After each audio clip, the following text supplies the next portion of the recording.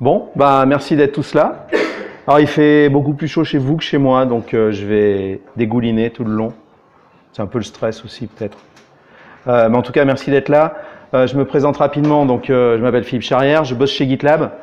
Donc vous avez mon mail, donc si vous avez des questions, n'hésitez pas. Le @k33g, c'est mon handle sur GitLab, et le k33g_org, c'est mon Twitter. Accessoirement, je fais partie du GDG Lyon aussi, donc c'est pour ça que je suis d'autant plus content de venir à un GDG aujourd'hui. J'ai mis un petit appareil photo parce que pour l'instant, mes plus grosses tâches sont souvent de faire la photo du slide de démarrage pour chaque session.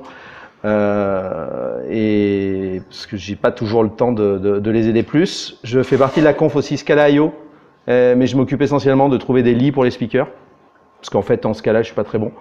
Et je fais partie aussi de Blan Webmix, mais c'est plus typé agency que tech. Mais on a un slot tech. Et tout ça se passe à Lyon. Pour ceux qui se poseraient des questions, je bosse aussi pour Clever Cloud. Donc j'ai plusieurs métiers à la fois. Pour la petite histoire, c'est possible parce qu'une partie je suis freelance et l'autre partie je suis salarié. J'explique souvent, je donne des cours aussi à la fac et j'explique souvent à mes étudiants, je leur donne des cours de Git et de GitLab ou de GitHub, ça dépend. En fait, je sais pas me servir de Git, donc ça c'est les commandes que je connais et ça va jamais beaucoup plus loin. Tout le reste, je fais dans l'IHM.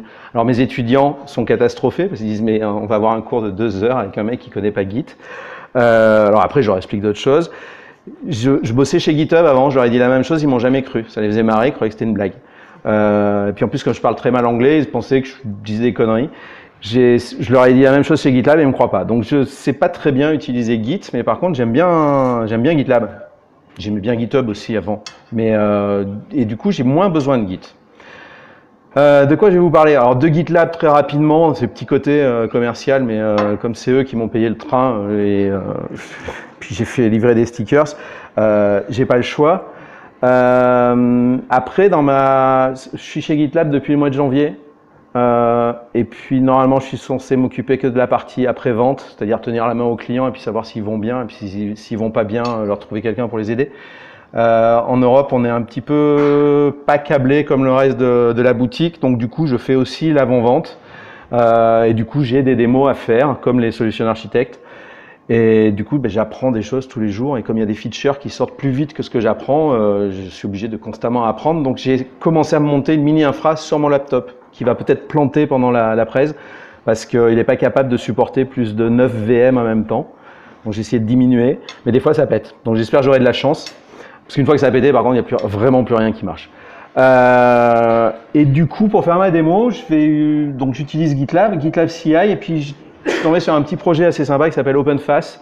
J'avais toujours dit serverless, ça sert à rien, mais il faudrait que j'apprenne. Et puis, c'est un bon moyen de s'y mettre. Qui fait du serverless? Ouais, à part toi. Ok. En fait, du coup, en faisant ça, je me suis posé plein de questions. J'ai pas encore de réponse, j'ai des pistes. Si vous avez des questions pendant que je parle, n'hésitez pas, vous levez la main, il n'y a pas de problème, vous pouvez me couper. Je crois que j'ai fait trop de démos, donc j'ai de me mélanger les pinceaux, donc c'est pas grave si vous me coupez en fait, c'est pas un souci. Donc je vous parle de GitLab. GitLab, les gens ont tendance à dire que c'est une plateforme. Moi c'est ce que je dis aussi au boulot et je me fais engueuler à chaque fois par les responsables produits. GitLab c'est une application, c'est un logiciel qui sert à gérer le cycle DevOps. Alors DevOps c'est un bien grand mot, on en entend parler un petit peu partout. Il y a plusieurs éditions de GitLab. Qui utilise GitLab déjà? Ouais, ça c'est cool. Il n'y a pas quelqu'un pour prendre la photo. C'est super bien. Dans ceux qui ne l'utilisent pas, est-ce que vous ne savez pas ce qu'est GitLab? Il n'y a pas de réponse ou question idiote, donc n'hésitez pas à le dire. Si vous ne savez pas ce que c'est, vous pouvez lever la main. C'est marrant, je regardais quelqu'un, il est en train de... Ok. Qui utilise GitHub? Ouais, à peu près pareil, c'est normal.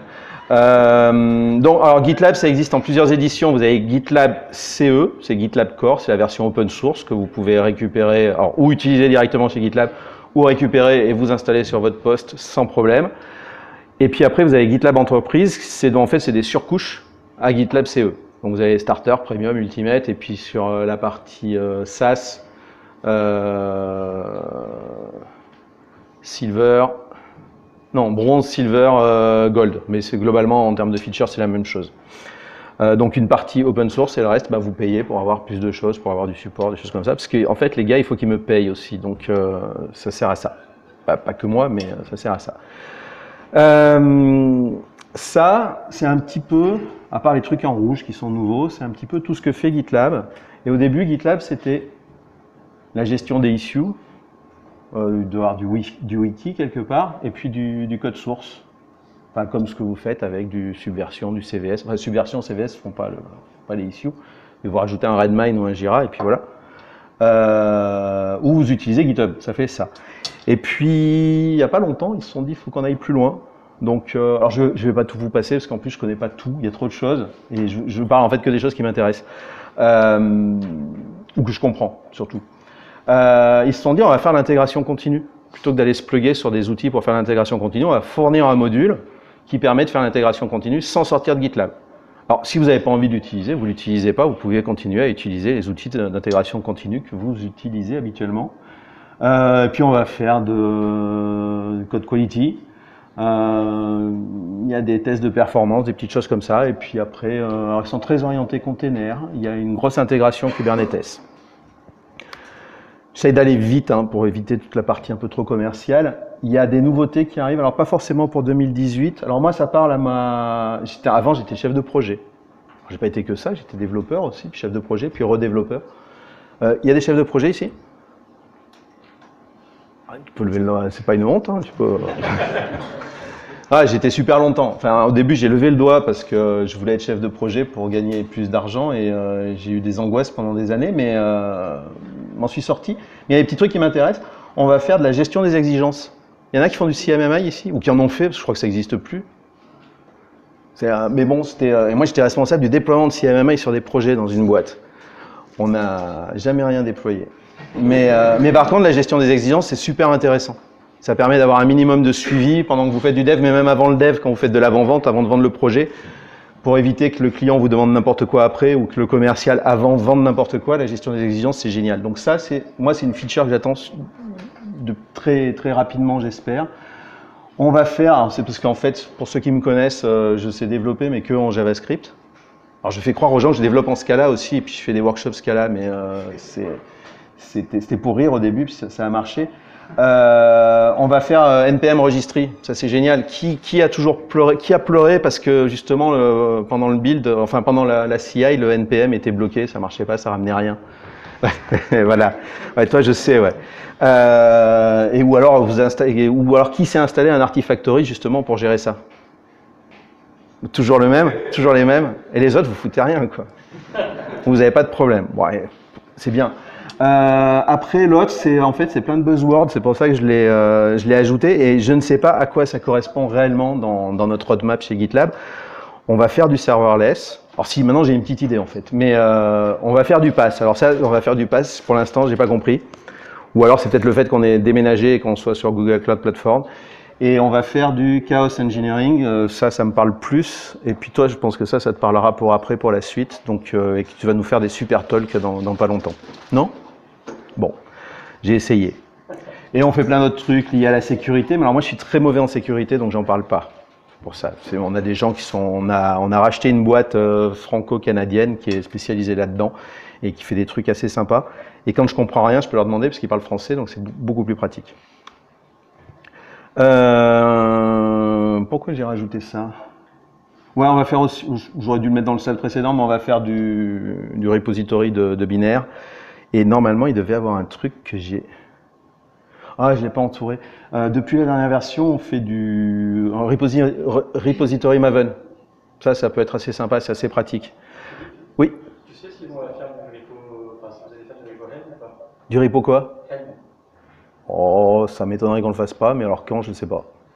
Alors, pour ceux qui veulent savoir ce qui va se passer sur GitLab, comme ça tu peux essayer et tu me diras si tu trouves. Parce que des fois, c'est très gênant, les clients trouvent avant moi. Il y a dans Google, parce que toutes les docs GitLab sont indexées dans Google, vous tapez GitLab Direction, enfin GitLab Direction, et vous tombez sur toute la roadmap GitLab, ce qui est prévu, à venir, quand. Puis après, il y a aussi un côté backlog, on aimerait bien le faire, mais on ne sait pas où est-ce qu'on va le coller. Et après, si vous voulez savoir si des fonctionnalités sont présentes dans telle ou telle version, vous tapez dans Google GitLab espace features et vous avez toute la liste. Donc ça vous permet de savoir si vous êtes obligé de payer ou pas finalement pour avoir une feature. Si les commerciaux de GitLab étaient là, ils m'engueuleraient, mais la version GitLab Core fait beaucoup de choses. Donc il y a plein de boîtes qui l'utilisent uniquement comme ça et qui gèrent tous leurs projets. J'ai même croisé une SS2I assez connue qui gère tous ses projets clients sur gitlab.com en mode gratuit. Je ne sais pas si c'est une bonne idée, mais ils le font et ils en ont un paquet. Vous avez des questions jusqu'ici? N'hésitez pas, hein, vous pouvez me couper. Du coup, je suis censé faire des démos. J'ai un peu de pression parce qu'en fait, je fais la démo avec OpenFace. Donc ils m'ont souhaité bon courage, enfin qui me disent j'espère que tu vas t'amuser.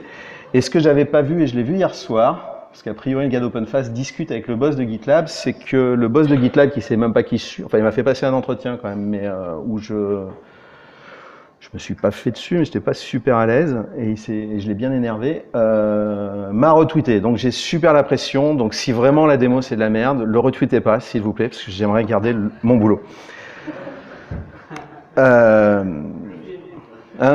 Ouais, je sais que je peux pas te faire confiance. Donc, en fait, ce que j'ai essayé de faire, c'est sur ma bécane, donc c'est un MacBook Pro, je dois avoir 16 Go. C'est pas suffisant en fait pour faire les bêtises que je fais, mais bon, ça devrait tenir. J'ai essayé de me recréer une infra, parce que tous mes petits camarades en fait utilisent, on a une infra qui est hébergée, je sais plus où, ça doit être aussi sur du GCP, où il y a toutes les dernières versions GitLab, avec, et puis tous les solutions architectes qui mettent à jour, machin, et vous arrivez en clientèle en général, en France, la plupart du temps, vous n'avez pas de Wi-Fi. Ou moi je suis allé faire une démo à Lille chez Boulanger, alors c'était pas pour GitLab, c'était pour autre chose. On n'a jamais pu se connecter à l'extérieur, même avec la 4G, ça ne captait pas à l'intérieur des locaux, donc c'est très gênant, parce que vous avez fait je sais pas combien de bornes, vous avez trimballé un commercial avec vous qui ne comprend pas que vous puissiez pas faire la démo. Donc j'essaye de toujours faire que ça tourne en local sur mon poste, avec mon téléphone pas loin quand même au cas où, parce qu'on n'est pas à l'abri d'une surprise. Je suis une bille avec Docker, donc j'utilise que Vagrant et VirtualBox. Mais pour fin 2018, j'ai prévu de faire une version Docker, parce que souvent il y a Alessio me donne des conseils. Il sait bien utiliser Docker, enfin mieux que moi en tout cas. GasMask, c'est pour la petite histoire, mais c'est juste pour me rappeler de vous en parler. C'est un utilitaire sur OS X, mais qui permet de modifier en live le host file en fait. Je suis pas tout ce qui est Linux et moi, c'était pas, enfin ça va mieux, mais non, c'est voilà. Donc, j'ai essayé de réduire le nombre de VM pour que ça arrête de sauter. Donc, j'ai une VM dans laquelle j'ai un GitLab, j'ai une VM dans laquelle j'ai une Docker registry privée pour essayer de m'éviter le plus possible d'aller sur le Docker Hub. En l'occurrence, pour la démo, je serais quand même un peu obligé. J'ai une VM qui contient un GitLab Runner. Alors avant, j'avais plein de GitLab Runner, mais ça marchait pas. Vous savez ce que c'est qu'un GitLab Runner? Il y en a qui ont dit non. Alors, j'ai des slides après, du coup, je vais les utiliser. C'est bien. Je vais vous expliquer ce que c'est.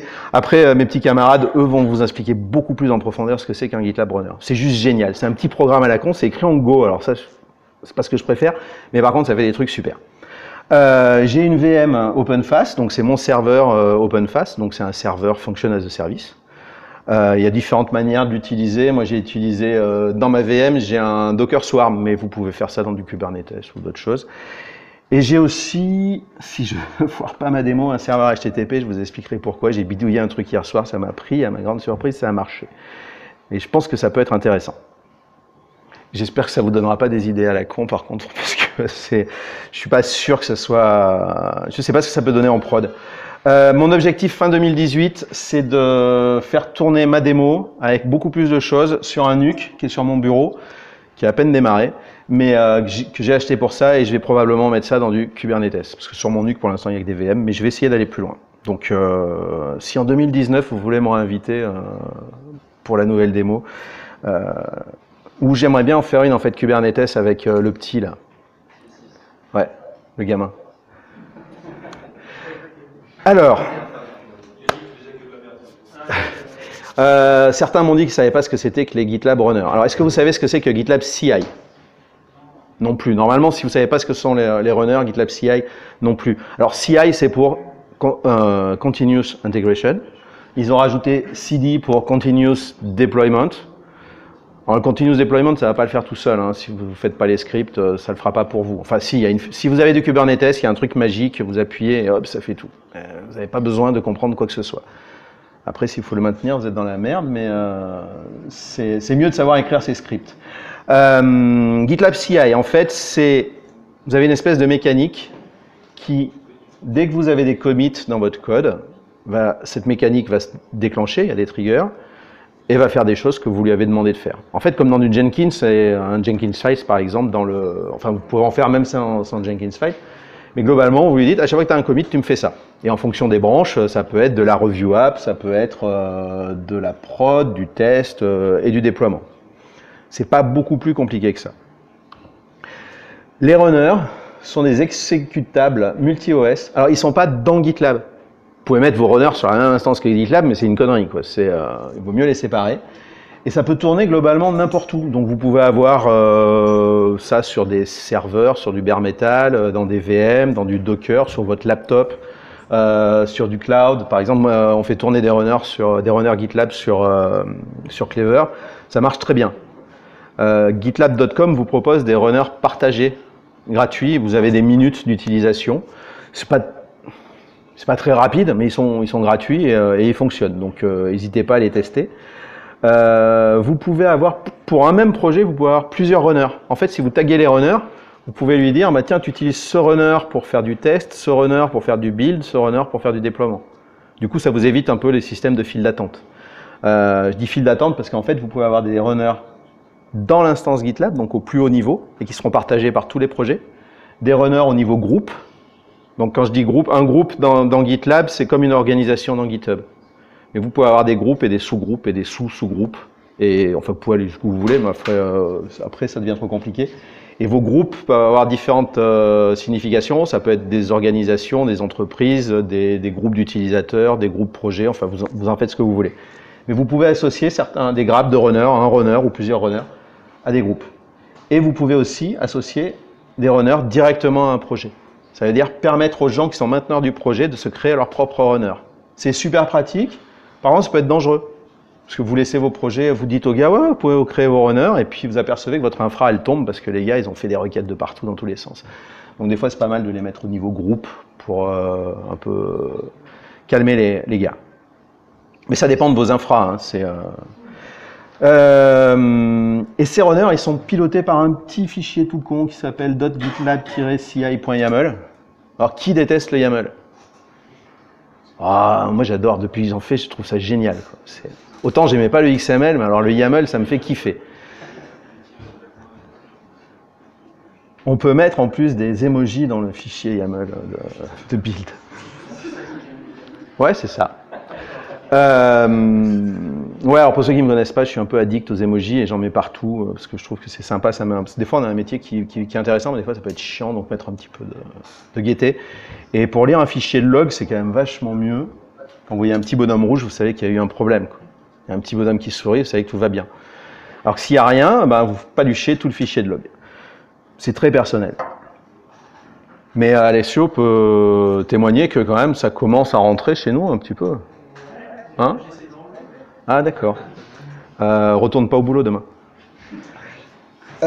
Donc oui, alors ce petit fichier en fait c'est une suite de. Je vous montrerai un exemple et puis mes petits camarades iront plus loin. C'est une suite comment dire, de commandes où vous allez expliquer au runner quand tu es sur une branche, quand tu es sur master, bah tu fais ça, tu déclenches des commandes. Et vous pouvez balancer des commandes shell dedans. Ou des commandes PowerShell si vous avez installé votre runner, par exemple, sous Windows. Donc, et c'est là maintenant où c'est le... Non, pas le drame. Normalement, ça devrait marcher. Par quoi je voulais commencer? Ah oui, par vous expliquer comment j'ai monté J'allais faire les démos tout de suite, et puis c'était torché en 5 minutes, on n'en parlait plus. Non, comment j'ai monté mon infra. Qui utilise Vagrant? Alors, pour créer les VM, vous les créez à la mimine ou vous utilisez autre chose? Vous faites pas de VM? Que du Docker? Bon, vous pouvez aussi, hein, la logique reste la même. En fait, j'ai un petit problème avec tout ce qui est notion réseau. Parce que, ouais, bon, lui, il le sait, mais il m'explique bien. Donc, c'est pour ça que j'arriverai à faire ma version suivante. Du coup, j'arrive beaucoup plus à me formaliser des VM et les mettre en réseau que de le faire avec des containers.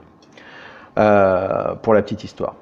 Donc, je vous ai dit que, alors je mettrai tout ça sur un repository auquel vous aurez accès. Donc, s'il y en a qui ont envie de s'amuser, ils pourront le récupérer. Au hasard, le repository ne sera pas sur GitHub et sera sur GitLab. Vous pouvez vous créer un compte, c'est gratuit. Donc, en fait, Vagrant, hein, c'est quelque chose qui permet de scripter la création de VM. Alors, moi, j'utilise VirtualBox pour mes VM, mais vous pouvez le faire avec du VMware, sauf que le plugin Vagrant pour VMware est payant. Ce qui est dommage parce que VMware est un super outil pour faire des VM. Mais vous pouvez utiliser Vagrant d'ailleurs pour faire du Docker, si je ne dis pas de bêtises, et puis du KVM, je crois. C'est open source. Donc, à quoi ressemble... Je parie que c'est illisible. Ceux qui sont au fond arrivent à lire? Non, hein, c'est ce qui me semblait. Alors, est-ce que je peux agrandir? Ouais, hop. Donc, un fichier Vagrant, c'est un fichier en fait en Ruby qui va dire à Vagrant, j'ai besoin que tu me crées une VM. Au début, c'est un peu déstabilisant, mais après, en fait, c'est tout con. Alors, moi, je suis très anti-pattern, je fais des copier-coller partout. Mais bon, voilà. Donc, au départ, j'ai une config.rb. Je vous le montre rapidement, ça a peu d'importance, mais c'est juste, je liste toutes les IP de mes machines. Je mets une IP fixe publique et une IP fixe privée. Parce que des fois, j'ai la flemme, mon laptop est dans une pièce et je veux pouvoir utiliser mes VM avec mon autre laptop quand je suis au téléphone. Donc, c'est pour ça que je mets des IP publiques sur le réseau. Et après, on n'en parlera plus. Mon petit gas mask, c'est pour éditer le... Alors, je ne sais pas si on peut agrandir là. Non, on ne peut pas. Donc, en fait, j'édite à la volée mes fichiers host avec. Donc, en fait, toutes mes VM et les noms de domaine que je leur mets sont ici. N'essayez pas maintenant sur les laptops de mettre un nom de domaine en .dev, je crois que ça ne marche plus. Il y a des petits soucis des fois. Mais le .test fonctionne. Alors, on revient sur le Vagrant GitLab. Où est-ce qu'il est? Hop. Donc, qu'est-ce que je fais? Un Vagrant, vous lui dites quel type d'image vous utilisez. Donc, si vous n'êtes pas bon en Linux, vous n'allez pas vous embêter, utilisez une image Ubuntu. Normalement, vous pouvez, ça passe partout, vous avez de la doc sur tout. Et en plus, GitLab explique comment installer facilement GitLab sur du Ubuntu. Je lui fais quoi? Je lui donne un nom à ma VM. Je lui définis un network public. Donc, c'est là où je mets mon IP public. Le bridge, ça dépend du type de machine que vous avez. Là, quand je suis en airport, c'est parce que je suis sur un Mac. Donc, il faudra adapter si vous n'utilisez pas de Mac. Qui n'utilise pas de Mac? Fait partie de mon talk pour le DevFest. Ça. Pourquoi il faut utiliser un Mac. Vous pouvez setter la mémoire et le nombre de CPU. Alors, pour une VM qui fonctionne correctement avec du GitLab, c'est bien de mettre un 4 Go de RAM et 2 CPU. Vous pouvez faire en dessous, ça marche. En démo, j'ai toujours des lags, donc je préfère faire autrement. Ensuite, alors j'ai laissé toutes mes... Je fais beaucoup de bidouilles, donc j'ai laissé mes commentaires. Installer GitLab, c'est un curl. Et après, un apt-get install. Alors là, j'ai installé un GitLab entreprise. Alors vous pouvez très bien faire tourner du GitLab entreprise, même sans la licence, vous n'aurez juste pas les features. En fait, c'est juste des packages en plus, mais sauf que vous ne pourrez pas les activer, mais ça ne change pas grand-chose. Je modifie à la volée mon fichier host de ma VM pour qu'elle puisse voir mes autres VM. Et ça doit être à peu près tout, parce que le init.sh que je lance, je pense que j'ai rien dedans, c'est ça. Et là non plus, c'est ça. Je me garde toujours des bouts de code au cas où. Mais finalement, installer GitLab, hein, c'est 2 lignes. C'est ça. Après, vous pouvez l'installer, installer à partir du code source et le compiler. C'est chiant. Donc ça, c'est ma VM GitLab. Mon serveur OpenFace, il est où? Il est ici. Ça va pour l'instant? Pas de questions? On sortait. Mon serveur OpenFace, je ne sais plus où il est. Si, il est là. C'est le même principe. Alors, je mets tous mes passwords en clair dans le code. Ça aide. C'est exactement le même système. Alors là, j'ai mis 1 giga de RAM, mais en dessous, ça marche. Pourquoi j'ai mis le JDK? Parce qu'il en a besoin. Il a besoin de Docker. Donc ça, je vous le mettrai aussi pareil sur le repo. Vous ne faites pas chier à voir comment ça s'est enregistré. Je suis désolé, je dis des gros mots tout le temps. Mon serveur OpenFast, il a besoin de voir ma registry. Parce que j'ai une registry. Il a besoin que je déclare ma registry comme unsecure registries pour pouvoir y accéder. Parce que j'ai pas mis de SSL ou quoi que ce soit. Je restart le service Docker. Je clone le projet OpenFast. Et je le déploie. La registry, il faut que je la retrouve. Hop, elle est ici. Alors, monter une Docker registry, c'était très facile. C'est un Docker Run avec le port que vous utilisez. Alors, au début, j'avais 2 Docker registry, une pour le dev, une pour la prod. Ça faisait trop, donc en fait, je mets mes images de dev et de prod au même endroit. C'est de la démo, hein, donc vous formalisez pas. Qu'est-ce que tu dis?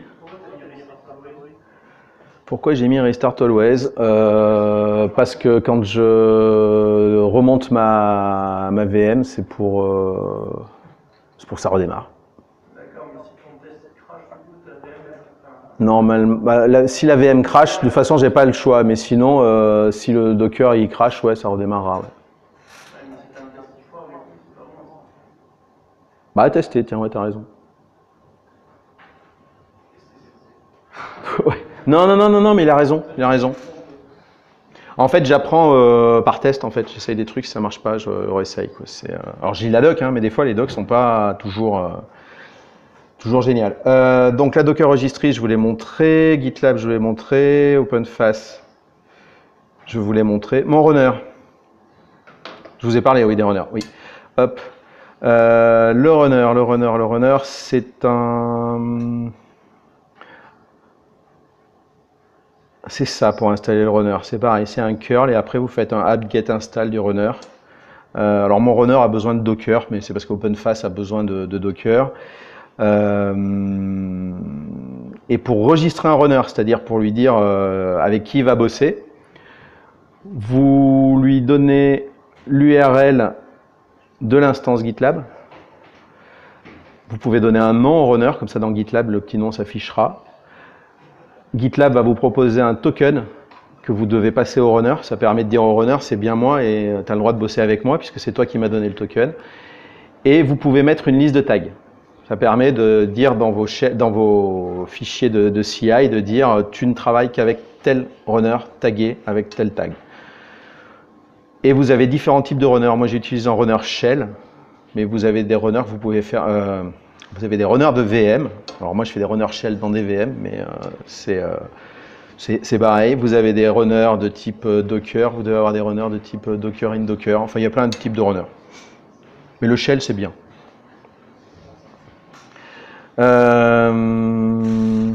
Et enfin j'ai mon serveur HTTP. Alors c'est tout con, c'est une Ubuntu dans laquelle j'installe du Node.js. Alors ça sert à rien, je m'en sers pas, je l'ai laissé. Et en fait, c'est juste pour me démarrer une Web App Express.js. Je vous expliquerai après pourquoi, mais en fait, j'ai une Web App. Quand je l'appelle sur une URL auquel je lui passe des paramètres, elle me renvoie en fait dynamiquement un fichier de CI. Ça me permet du coup de mes builds en fonction de ce que je mets comme URL de changer dynamiquement le fichier de CI. Ça sera plus parlant dans la démo. Alors, je vous parlais d'OpenFast. Alors, OpenFast, vous avez le serveur et vous avez une CLI pour... alors, normalement, quand vous bossez en local, vous avez besoin de Docker. Donc, je vais créer un projet. Hop. Vous avez une CLI qui vous permet de créer des fonctions. Donc, c'est fastcli. C'est lisible au fond? Ouais. Fastcli, new, le nom de la fonction et le type de langage que vous allez utiliser. Actuellement, on doit pouvoir faire du JS, du Python, du Node, du Java, du Go. Il doit y avoir d'autres choses. Je crois qu'il y a même du shell. On peut tout faire, c'est juste cette template. Après, ouais, voilà, on peut tout faire. Il y a des gars qui ont fait des projets pour faire des fonctions en Rust, d'autres en Kotlin. Ouais. Ouais. Bah, de toute façon, c'est du container, donc globalement, c'est. Mais il y a un gars qui a fait 2 projets, je crois, sur Rust. Ça vaudrait le coup, Alessio, d'ailleurs, que tu regardes, parce que si tu peux faire un truc plus simple, ce serait pas mal.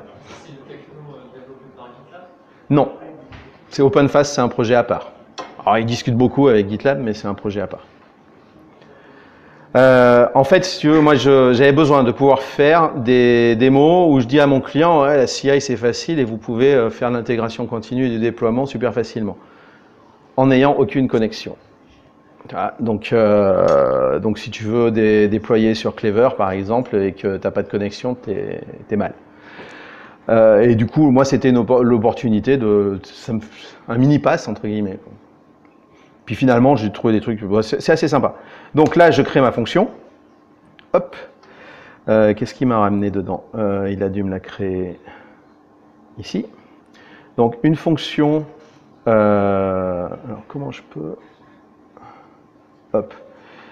Une fonction OpenFast, c'est un répertoire avec les fichiers du langage qui correspond. Donc en JS, c'est plutôt simple. Donc, vous pouvez changer ce qu'il renvoie. Hop.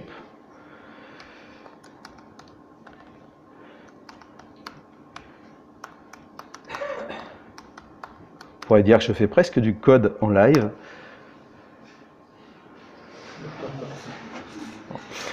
Presque. Un package .json, mais qui ne sert pas, globalement pas à grand chose. Une tripotée de templates. Parce qu'en fait, dans un même projet, vous pouvez mettre plusieurs fonctions de différents langages. Et il se sert de ça. S'il ne trouve pas en fait les templates, il les récupère et il les balance. Normalement, dans le git ignore, il vous dit, par contre, si tu fais un git push, en fait, si tu commit, ne me prends pas de template et ne me prends pas build. Moi, j'ai tendance à prendre le template, ça m'évite d'aller chercher justement à l'extérieur les templates. Et un petit fichier de déploiement où vous avez la gateway sur laquelle il doit déployer. Et puis c'est tout. Et l'image. Ensuite, donc j'ai créé ma fonction, j'ai édité mon JS. C'est l'image Docker, faut rien avoir. Ouais. Bah après on va builder. C'est déjà? Non, faut builder. Ça y est, j'ai un trou. Hop, ça va revenir.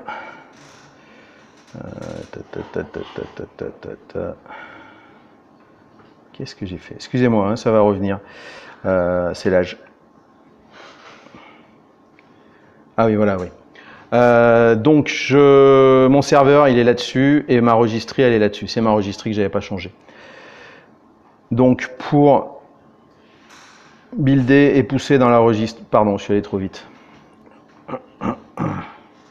Où est-ce que c'est?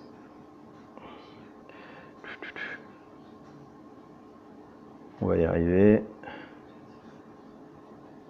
Voilà, c'est un fastly build et un fastly push. Donc là, c'est bon, mon image, elle est sur ma registrie à moi. C'est pour ça que j'avais changé en fait dans le fichier YAML, ici.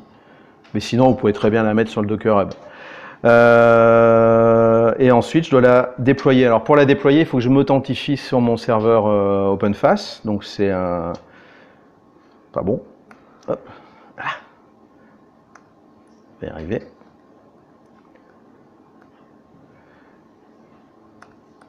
Hop, je suis pas dans la bonne fenêtre. Je disais qu'il fallait que je me log. Donc en gros, j'exporte dans OpenFast URL l'URL de mon serveur et je lui passe mon password, enfin mon token que j'avais mis en clair dans le code pour pas l'oublier. Et une fois que je suis connecté, je peux déployer ma fonction par un fastly deploy. En fait, c'est que des commandes shell avec la CLI, donc c'est pour ça que j'ai installé la CLI fast dans le runner pour que mon runner après puisse déployer mes fonctions.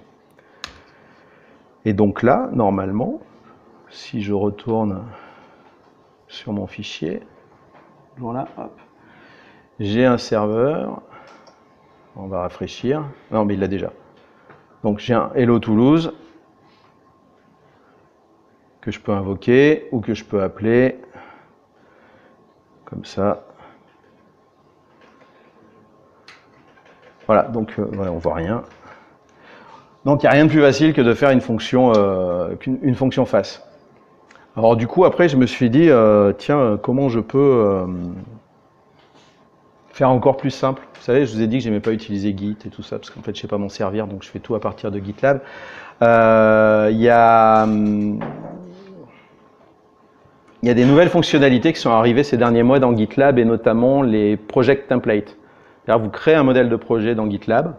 Donc là, j'en ai un, celui-là, en fait, c'est une fonction que j'ai préparée à l'avance, mais ça sera un projet modèle.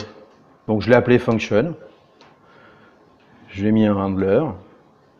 Ce truc-là, je le modifie jamais.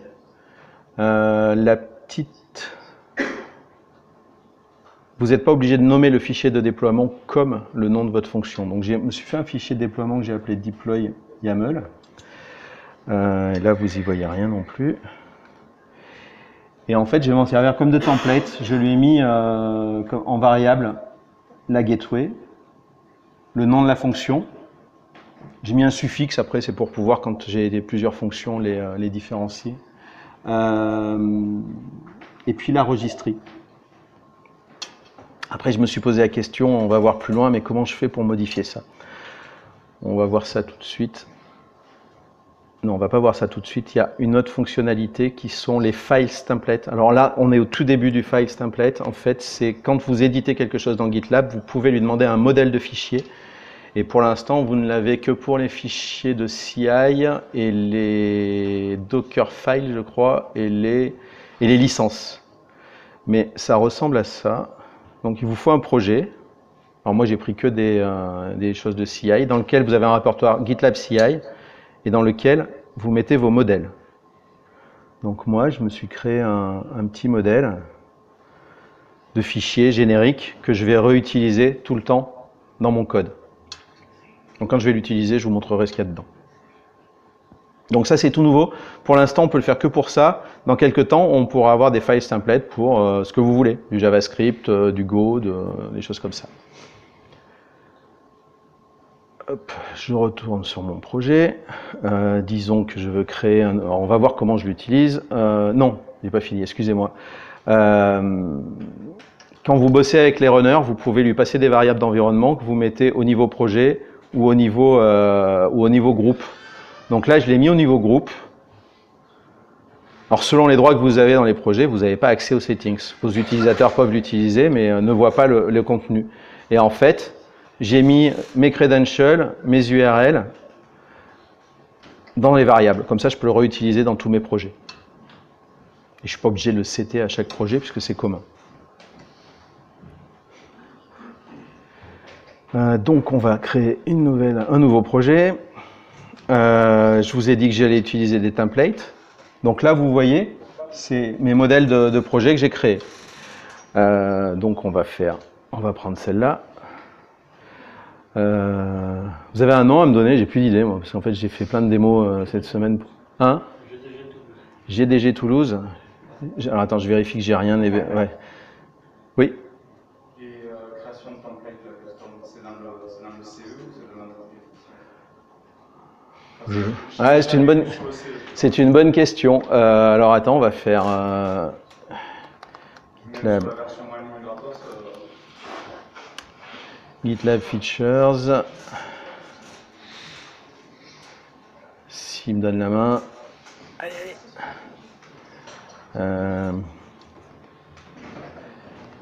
Template. Mais je pense que c'est... alors, c'est pas ça. We did un custom project template. Bah, on dirait que c'est passé dans la version... Une époque, c'était dans la version entreprise uniquement, c'est sûr, mais test, a priori, ça arrive, des fois, ils remettent. À tester. Bonne question. J'en étais où? Ah oui, je voulais faire mon projet. Et tu m'as dit GDG Toulouse. Allez, soyons fous. Hop. Ouais, on s'en fout. Je crée mon projet. Alors peut-être que tu l'as pas vu parce qu'il y a pas longtemps, elle marchait pas.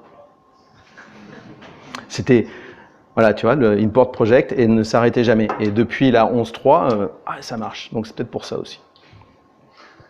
Donc j'ai créé mon projet.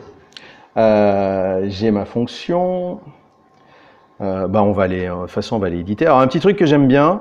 Alors ça ne veut pas dire qu'il faut faire tous ces projets avec ça. Hein. Parce qu'à mon avis, vous perdrez en productivité, mais c'est super pratique. C'est le Web IDE. Donc je peux éditer mon code directement dans GitLab et mettre ce que je veux dedans. Hop, donc des emojis.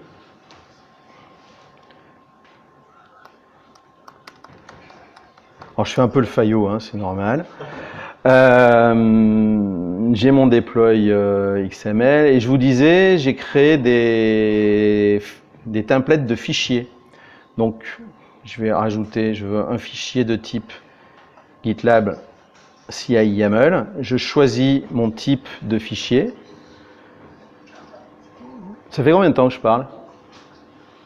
Pour savoir à quel point je vais... Ah, quand même. Donc, je choisis mon type de fichier. Je vais choisir celui où j'ai tout mis. Je voulais le faire en étapes, mais un fichier YAML de CI pour GitLab, c'est vous avez des stages. Donc, c'est les étapes dans votre chaîne de build et ou déploiement. Et en démo, c'est toujours plus joli quand il y a des emojis. Alors, c'est marrant, chez GitLab, ils n'avaient pas pensé à mettre des emojis dans CI. Maintenant, ils le font tout le temps. Vous pouvez mettre des variables. Donc, moi, en fait, ici... J'ai rendu mon truc générique et je vais juste mettre la variable, le nom de ma fonction que j'ai appelé, ouais, j'ai appelé function, c'est con. On va y arriver. Rename. Yo. Je pourrais pas la réutiliser pour ailleurs celle-là. Donc, le nom de ma fonction. On a dit que ça s'appelait yo to lose. Ok. Normalement, alors quand vous passez d'un job à l'autre, parce qu'en fait dans les stages vous avez des jobs, quand vous passez d'un job à l'autre, normalement vos jobs sont immutables. Ça veut dire que vous pouvez relancer un job autant de fois que vous voulez. Mais ça veut dire que normalement ils ne se transfèrent pas de données de l'un à l'autre. Et des fois c'est chiant, c'est pas pratique. Donc vous pouvez mettre des choses en cache. Et moi je mets une clé à mon cache, ça fait que quand je relancerai de la CI, ça va me vider mon cache. Mais pendant tout mon pipeline, donc ma suite de CI/CD, je vais pouvoir conserver mes fichiers, par exemple mes fichiers YAML. Il n'y a pas les artefacts en fait dans le champ. Aussi, ouais. Mais là, j'ai besoin d'un truc qui soit temporaire. Alors que la partie artefact, c'est quelque chose qui va durer plus longtemps. Moi, j'ai besoin qu'entre la partie artefact, c'est plus du dépôt, alors que moi, j'ai besoin d'un truc vraiment, c'est un fichier temporaire. Il va se transférer dans tous mes jobs et une fois que le pipeline redémarre, ça s'arrête. Mais il y a expire, on peut mettre one week. Oui, mais chez GitLab, ils conseillent d'utiliser le cache pour ça. Donc moi, je fais comme ils m'ont dit. Mais après, tu as raison, ton truc va marcher hein, de toute façon. Mais c'est comme si tu utilisais, je sais pas... Non, j'allais dire une connerie, en plus ça serait con, donc je vais pas la dire. Oui, tu peux le faire. Et fais-le, et après tu me dis si ça marche. Mais moi, une fois que ma démo à minuit, elle marchait, si tu veux, j'ai arrêté, quoi. Alors, ensuite, je me suis fait un stage de build. Un job de build qui est dans le stage build. Je vous avais dit que je taguais mes runners. Donc là, il faut que je lui dise, tiens, prends le runner que tu as tagué OpenFast. Si je ne le fais pas, mon job, il ne sera jamais déclenché. Celui-là, je lui dis, tu me le fais que sur la branche master. Ensuite, je vous avais dit qu'on pouvait faire du shell. Donc en fait, je fais toutes les commandes que je passais à la mimine tout à l'heure pour créer la fonction et la déployer. Je les passe ici. Il y a un petit utilitaire que je ne connaissais pas, parce que je vous ai dit que je n'étais pas bon en Linux, c'est envsubst. Et en fait, ça vous permet de substituer les variables d'environnement que vous avez setées, qui sont présentes dans un fichier. C'est pour ça que tout à l'heure, dans mon fichier deploy YAML, j'ai mis ces variables-là d'environnement. Et ça veut dire qu'en fait, je peux à chaque fois changer tranquillement sans être obligé de changer mon fichier. Parce qu'il y a d'autres manières, c'est que vous pourriez générer le fichier YAML, faire un commit de Git et le pousser. Mais le problème, si vous faites ça, ça va redéclencher la CI. Donc après, dans le message, il faut mettre un skip CI et vous allez dans vos logs des skip CI de partout, c'est moche. En fait, nous, en production, on utilise Ansible et on compile les fichiers. En fait. On regarde dans un repo Ansible et on compile tous les termes. Ouais, mais ils ne seront pas dynamiques. Pardon? Ils ne seront pas dynamiques. Si. En fait, tu passes à un playbook et tu... Ouais, mais là, tu n'as pas besoin. Qu'est-ce que tu veux mettre Ansible pour là? Dans ce cas-là, on n'a pas besoin. Après, je ne dis pas Ansible pour certains trucs, oui, mais là, non. Le truc le fait tout seul. Donc, et donc, je build ma fonction. Après, je la pousse. Je n'ai pas besoin de lui refaire la substitution du fichier YAML puisque justement, je l'ai mis dans le cache. En fait, c'est que j'arrêtais pas de faire des copier-coller, j'en avais marre, donc c'est pour ça que j'utilise le cache. Pareil pour le déploiement. Alors, dans le déploiement, petite subtilité, j'ai fait un lapsus. Vous avez une rubrique qui s'appelle environnement. Et donc, vous pouvez nommer un environnement de production, un environnement de test, de ce que vous voulez, et vous donner une URL. Ça fait qu'après, vous aurez accès au sein de GitLab à votre environnement. Pour la preview, c'est quasiment le même code. J'ai pas beaucoup refactoré, sauf qu'au lieu de only master, j'ai except master, donc ça ne se déclenchera que si je fais une feature branch, par exemple. Oui. Pour les caches, est-ce que ça marche si on utilise un autre runner, en fait, un même CI? C'est pas le même tag, est-ce que ça marche toujours? Les caches seront spécifiques au runner qui l'exécute. Donc tu ne pourras pas partager tes caches entre runners. Alors peut-être qu'après ton histoire d'artefact fonctionnerait peut-être. J'ai pas essayé, mais tu dois pouvoir partager par contre cette partie-là avec les runners. Mais pour le cache, non, c'est vraiment spécifique au runner. Ouais. Là, mon environnement, bah, je le change, parce qu'en fait, ça va être mon environnement pour quand je vais déclencher des feature branches. Et j'ai aussi un stop preview, parce que c'est si vous faites, à un moment donné, il faut bien lui dire, mes environnements, il faudrait les killer, parce que le gars, s'il a fait 20 feature branches dans la journée, il a 20 environnements qui sont montés. Donc en fait, c'est juste là, je le déclenche en manuel. Vous avez le choix de faire en automatique ou en manuel. Là, je le fais en manuel. Et l'action, c'est stop sur l'environnement qui correspond à la branche. Le function name, c'est une variable que j'ai créée moi. Le CI commit ref name, en fait, c'est où il doit en avoir un autre, celui que j'ai utilisé pour les caches. CI pipeline, en fait, quand ça commence par CI, c'est des variables d'environnement qui sont fournies par GitLab. Il y en a une tripotée, ça vous sert à faire pas mal de choses. Donc, normalement, si j'ai fait ça, je peux committer. Croisez les doigts pour moi. Hop. Je vais méchamment committer sur master pour l'instant. Donc, quand vous faites ça, il y a eu un commit, donc ça va trigger ça va déclencher le runner. Et vous pouvez aller voir dans les pipelines qu'il y a quelque chose qui tourne. Et qui est fini d'ailleurs. Donc ça a bien fait mon build, mon package et mon deploy. Vous voyez qu'on retrouve les emojis, donc ça marche vraiment. Et vous pouvez aller dans les environnements, où là, vous allez voir votre environnement, et vous pouvez le lancer à partir de GitLab. Donc ça c'est bien, mais coder directement sur master, c'est peut-être pas forcément la meilleure idée qui soit. Bien que je connais plein de projets qui le font. Qui a des projets où les gars ils vont directement sur master? Ah ouais, donc c'est pas moi qui... J'ai pas rêvé, hein, ça existe. Ouais. Je dis pas que ça me rassure, hein, mais je me sens moins seul. Ok, donc je retourne dans mon web IDE. Et... Oui. Une question. Combien est-ce qu'on fait GitLab CI quand ça va planter? Si le runner tombe en ligne ou quelque chose dans ce goût-là, il va reprendre sur un autre runner qui fait la même pareil. Il va relancer tout le job, enfin toute la pipeline. C'est une bonne question. Alors le pipeline, ouais, il le relancera quand il redémarre. Enfin, il va créer un nouveau pipeline. Depuis le début. Depuis le début, ouais. Sauf s'il y a je sais pas s'il y a un autre moyen de faire. Ça dit quelque chose? Moi, je viens des mondes Jenkins, c'est ce qu'il Tu lui poseras la question à lui, ouais. Il sera mieux. Il en fait plus que moi des runners. Et après, alors moi j'avais fait un truc, c'est que j'ai des runners immutables. C'est-à-dire qu'en fait ils sont sur un pass et régulièrement je les détruis et je les relance. Comme ça ils sont toujours propres et ils plantent jamais. Mais par contre il faut que tu aies une mécanique d'enregistrement, désenregistrement au démarrage. Mais c'est pas dur, en fait tu fais un curl sur l'API GitLab et pour lui dire je me désenregistre et je me re-enregistre. Et du coup tu n'as plus de problème de runner.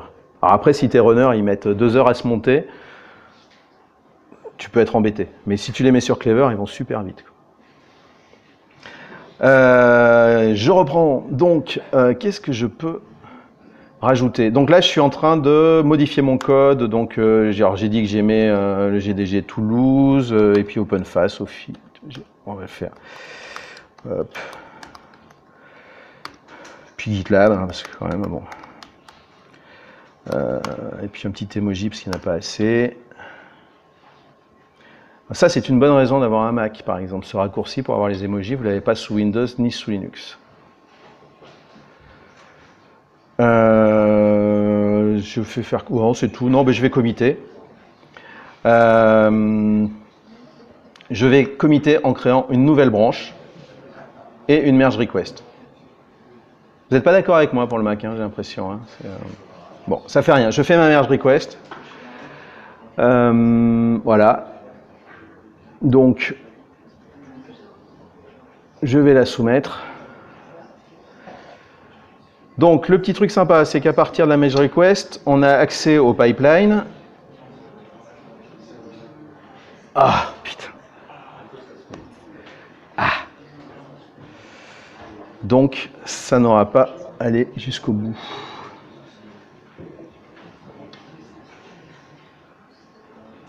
Bon, on tente le coup.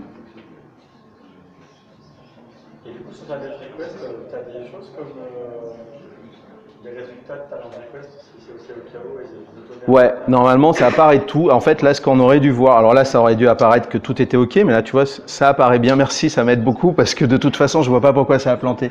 Mais au moins, ça te montre qu'il y a un retour et un truc qui va pas. Et je vais passer à la démo suivante, c'est pas la peine de débugger en live. Mais normalement, ça t'affiche le lien vers l'environnement de dev. Donc normalement, l'environnement de dev, tu l'as ici. Tu vois, je l'avais ici, il a bien créé, mais par contre, il n'a pas été déployé, donc je ne peux pas y accéder. Alors, c'est pas la faute de GitLab, c'est la faute à Philippe Charrière, parce qu'à mon avis, il a fait un script de merde. Mais ça fait rien, on va passer à l'autre démo, et après, je laisserai la main à mes petits camarades. Quand j'avais fait cette démo qui marchait super bien avec une vidéo et tout ça, sans que ça plante, le lead de OpenFace me dit « Ouais, mais c'est bien, mais tu as une fonction, et moi, j'aimerais bien que tu puisses le faire avec plusieurs fonctions. » Et là, je ne voyais pas comment automatiser le truc. Et je me suis creusé la tête, et c'est hier où j'ai peut-être trouvé quelque chose. Je dis peut-être parce que ça ne marchera peut-être pas. En fait, vous pouvez, dans les fichiers YAML, créer des... comment ça s'appelle? Vous pouvez faire des include d'autres fichiers YAML qui viennent de votre repository, d'un autre repository ou d'un fichier extérieur ou d'un serveur extérieur. Donc c'est ce que j'ai essayé de faire. J'aimerais quand même vous montrer un truc. Oui, aussi, ouais, ça peut être une faille de sécurité. Oui, tout à fait. Ouais, faut. Alors par contre, tu peux faire, là je le fais pas dans la démo, mais tu peux faire que tu peux mettre entre un espèce de fournisseur de jetons qui va dire ouais, tu as le droit de le faire ou pas. Et si tu n'as pas le droit, il te bloquera, tu ne pourras pas aller plus loin. Mais moi, ma démo, ouais, faut pas la mettre en prod, ce serait une hérésie. Après, je pense qu'il y a des trucs pires, mais ouais, tout à fait. Je vais juste voir si celle-là, elle marche, parce que ça m'énerve de pas... Non, on va passer alors, on va arrêter. Je sais pourquoi ça fonctionnait pas, c'est que je crois que j'ai 2 fonctions avec le même nom, mais... donc je vous ai dit avec plusieurs fonctions comment je fais. Alors je me suis fait un template de projet aussi pour aller plus vite. Custom, multifonction. Donc la dernière fois que je t'ai demandé un nom, ça n'a pas marché, donc je vais me débrouiller autrement.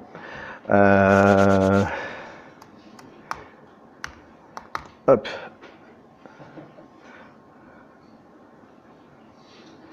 je crée mon... Ah.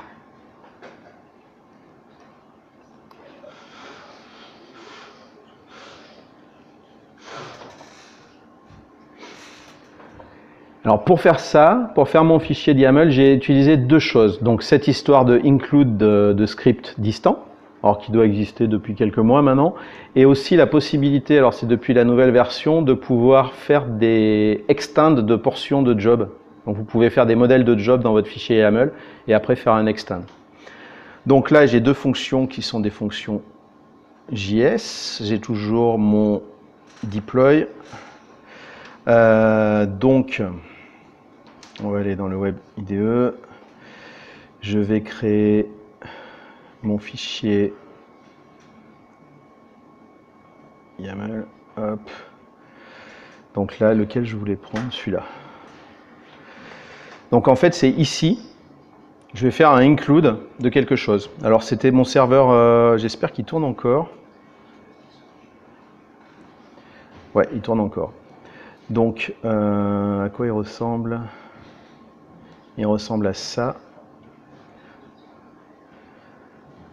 Donc en fait, quand j'appelle mon serveur et que je lui passe un nom de fonction et un type de langage, donc par exemple Toto, Node ou Tutu, Java, il va me générer, à partir de ce template-là, mes jobs de CI.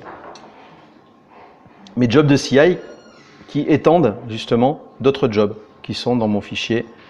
Il y a probablement plus simple, hein, j'ai trouvé ça cette nuit et je n'ai pas factorisé jusqu'au bout, mais là par exemple j'ai mon modèle de job de production qui sera étendu par les autres jobs. Donc là j'ai une fonction que j'ai appelée fonction 01. Je vais tenter de la renommer quand même. Rename.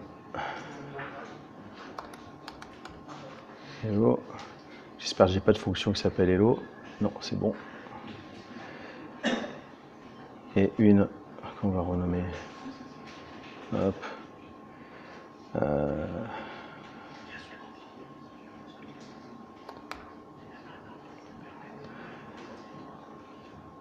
Donc maintenant, la seule chose que j'ai à faire, c'est de lui dire j'ai une fonction hello, c'est du Node.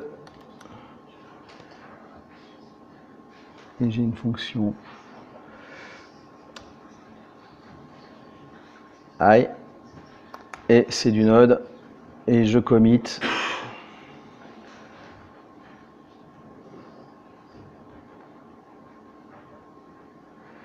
Et on va voir si j'ai plus de chance.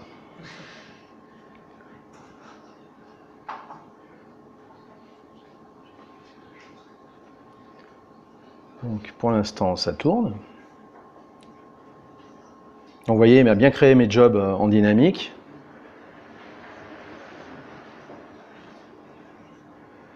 J'en ai une qui est déployée, une deuxième. Ouais. Si je vais dans les environnements, j'ai bien mes deux environnements de prod, en fait, qui sont deux fonctions dans l'environnement de prod. Et je vais quand même tenter la merge request parce que j'aime pas rester sur un échec. Alors, le risque, c'est d'avoir un deuxième échec. Je vais aller modifier ma fonction, la première. Oh oh.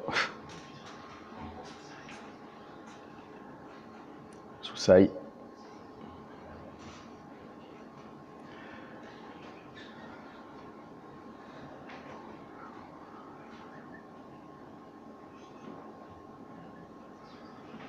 Ah, bon. Qu'est-ce que c'est que ce délire? Bon, alors j'étais sur... Laissez-moi encore 2 minutes. On va faire...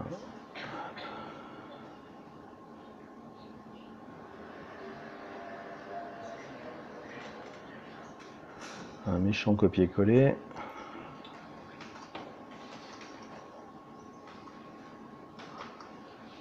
Hop.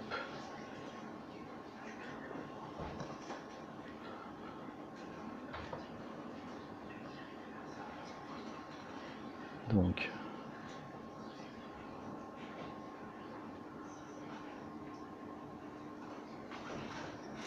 merde. Donc je suis sur ma merge request, dernier essai.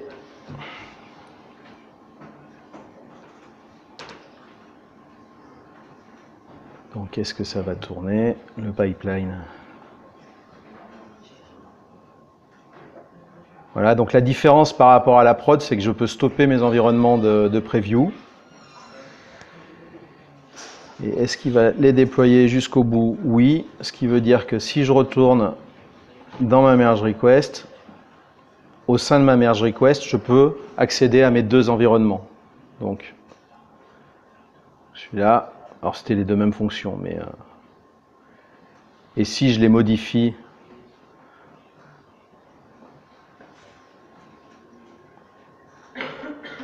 en live,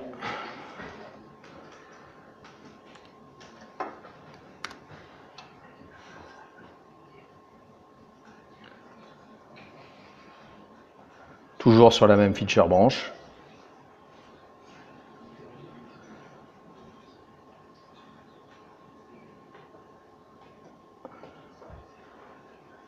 Ça mettra à jour les mêmes environnements de preview que vous retrouvez aussi ici. Alors je ne sais plus laquelle j'ai modifié. Donc opération, environnement, preview, ça doit être celle-là. Non. C'est celle-là. Donc en fait, vous avez accès à tous vos environnements. Si vous retournez dans les pipelines, je vous disais, vous pouvez relancer un pipeline à volonté, et des jobs à volonté et des anciens jobs. Donc à partir d'ici, je peux killer mes environnements en utilisant les anciens jobs. Donc si je retourne ici, ils sont en train de disparaître. Et vous pouvez le faire aussi à partir de la partie environnement. Ouais, c'est bon, c'est fini. Donc je suis arrivé à faire ma merge request finalement. J'ai démontré que le copier-coller n'est peut-être pas forcément une bonne idée, puisque j'ai perdu une partie de mon code pendant la démo. Pour l'instant, là où j'en suis, c'est je me pose la question de savoir si, et j'ai pas de réponse, savoir s'il vaut mieux faire une fonction, un repository, ou toutes mes fonctions dans un même repository. Parce que ça change complètement la façon de faire la partie CI. Et j'ai fini.